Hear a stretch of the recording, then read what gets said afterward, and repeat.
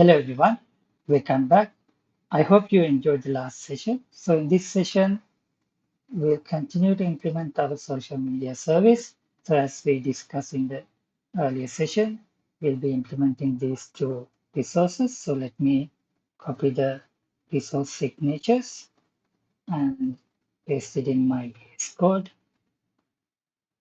For now, let's just comment these two resources. Right. That is because I just want to make this social media service a bit more interesting by introducing Ballerina tables. So if you don't know Ballerina tables or the syntax related to Ballerina tables, what you can do is go back to your browser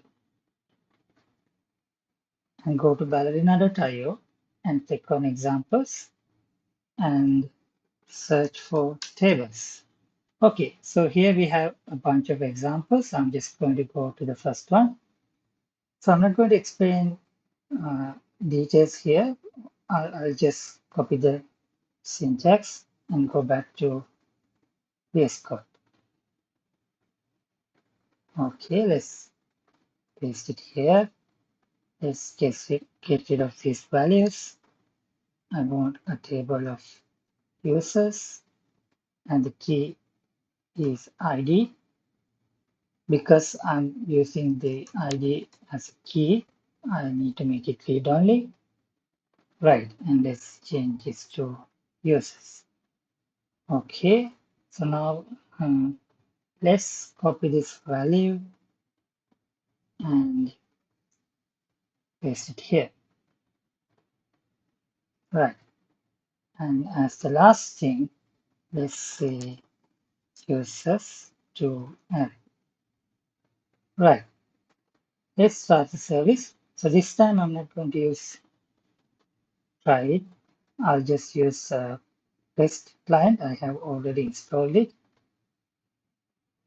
So let's go back here. So here you can see I have copied a new file. So this file is there in the GitHub repository, the root folder.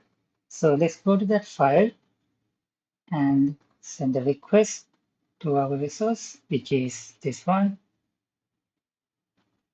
Okay, so we get 200 okay. So that works as expected. So let's go back to our uh, service and let's start implementing the new resource. Right. So before implementing the body section, let's go to the resource signature. So this is quite similar to the previous one. Only difference is this time instead of returning an array of users, we'll just return one particular user. So here what happens is that uh, in the URL, we get the user ID as a path parent and then return the associated user. Of course, if the user is not found, we send back user not found. And if we get an error, we just return that error.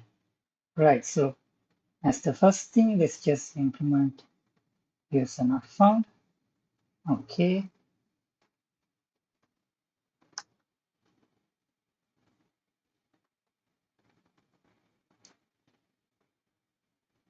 Right, so you might be wondering, what is this line?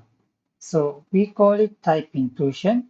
So what it does is, in this case, user not found becomes subtype of this particular record.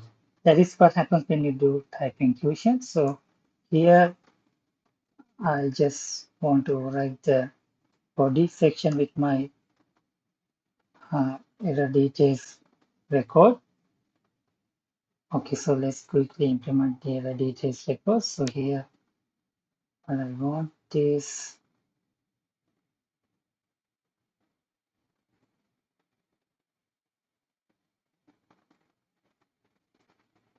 let's okay, so it's there. So let's say string message, string details. Then we can say time UTC and let's call it as time stamp. Okay, so that is done.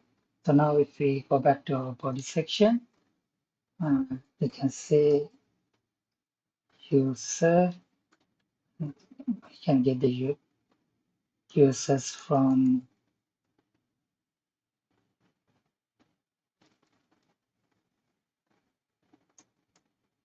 ID. If the user value is nil, that means the user is not a valid user. So we can send back user not found.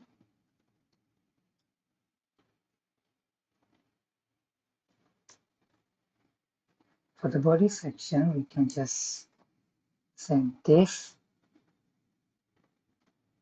So let's say string something like this. And for the details section, let's just send back the URL. User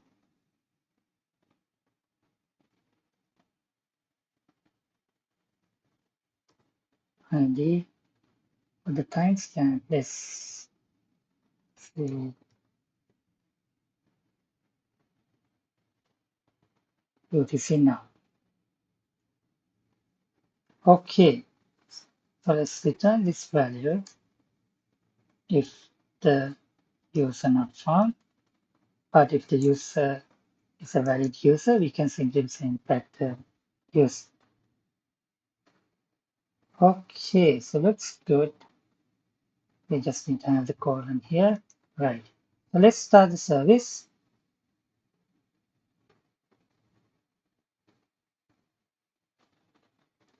And go to this file.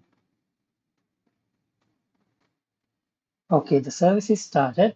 So let's invoke with user ID 1. Right, so we get the expected response. So now let's invoke with user ID 2. And as expected, we get 104 not found with the expected body.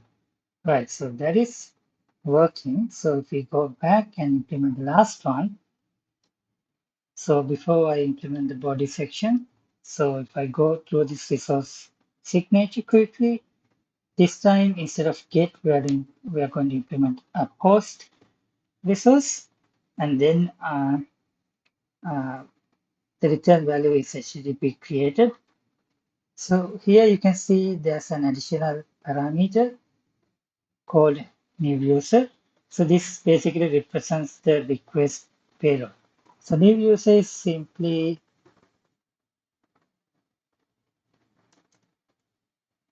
a user without the ID column, because usually when you post something, ID is generated by the service, so we don't need the ID.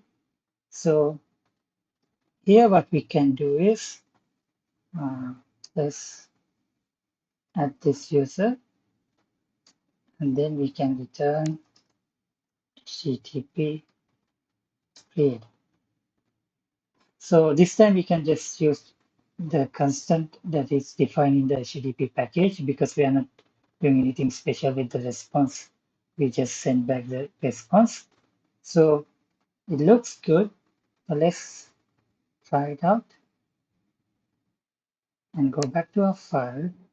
This time what we need to do is we need to send a post request to create a new user.